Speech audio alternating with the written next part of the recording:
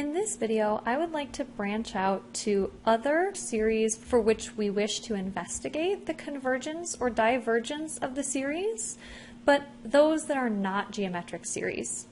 Now, in general, something that we'll discuss is that it's very difficult to actually know the sum of a series, but there are a few special cases where we still can determine exactly the sum of the series.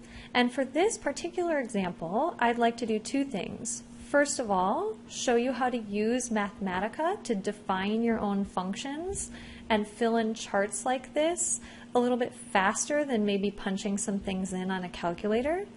And then I'd like to use this example as motivation to lead into the next type of series that we'll study, which are called telescoping series.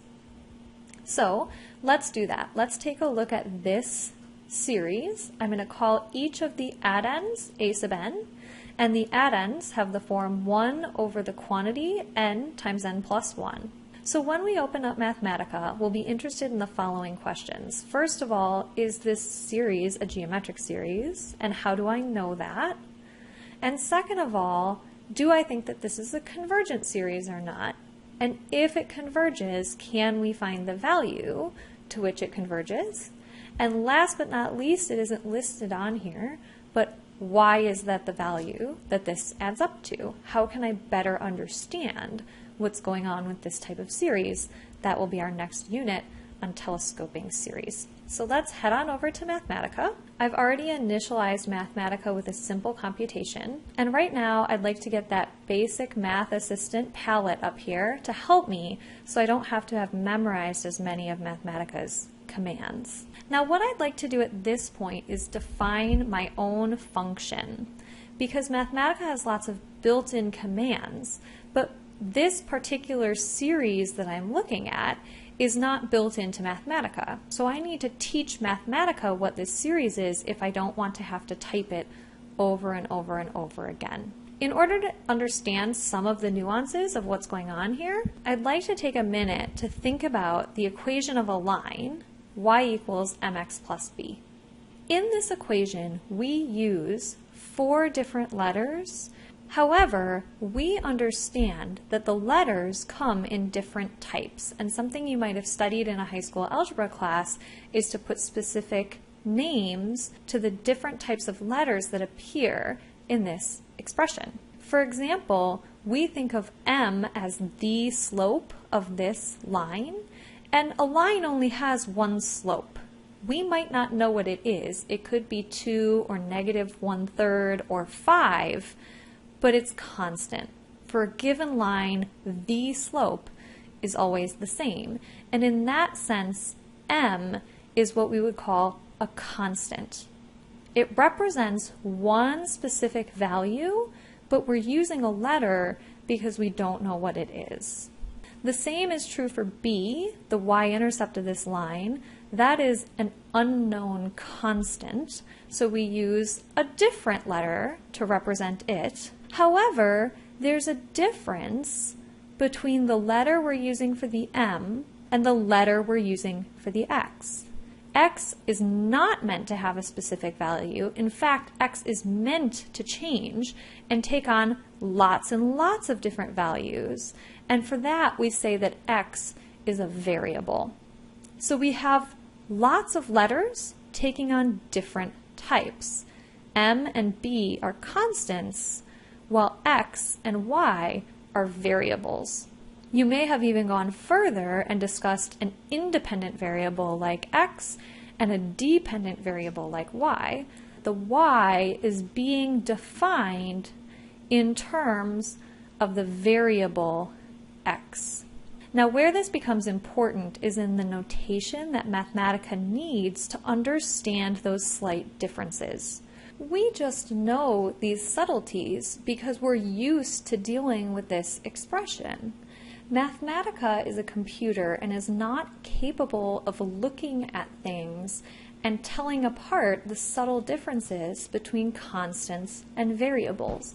And therefore, when we create expressions and shortcuts and functions in Mathematica, we need to tell Mathematica what our independent variable is And we also need to tell Mathematica what our dependent variable is.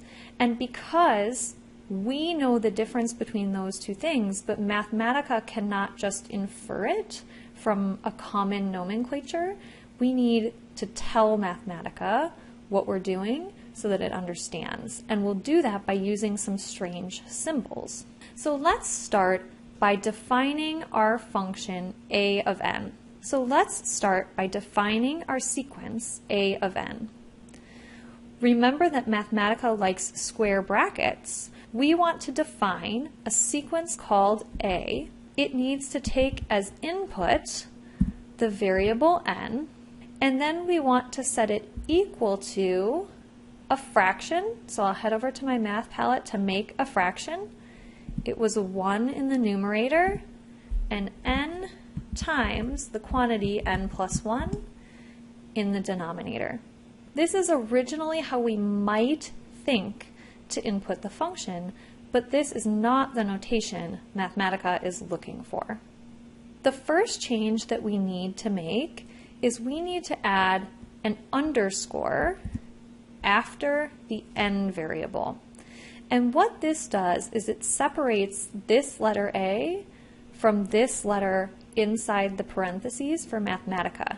Mathematica now knows that n is my independent variable and that the name of the function, the dependent variable, is named a. So in general, anything to the left of this bracket would be the name of the thing you're defining, and anything you want to be an independent variable as input to the function will go on the inside of the square brackets with an underscore next to it.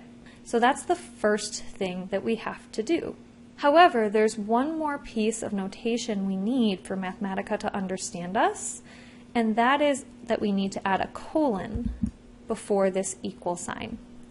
Now notice what Mathematica did. It made the color over here match the color over here. Before, those colors didn't line up, but when I add the colon, it now understands that whatever was being put into the function here needs to be placed in this spot and this spot. They need to match and have the same color. Now the reason we need this colon equal is because mathematicians have the same level of ambiguity on an equal sign. Sometimes we use an equal sign to make a definition or a shortcut.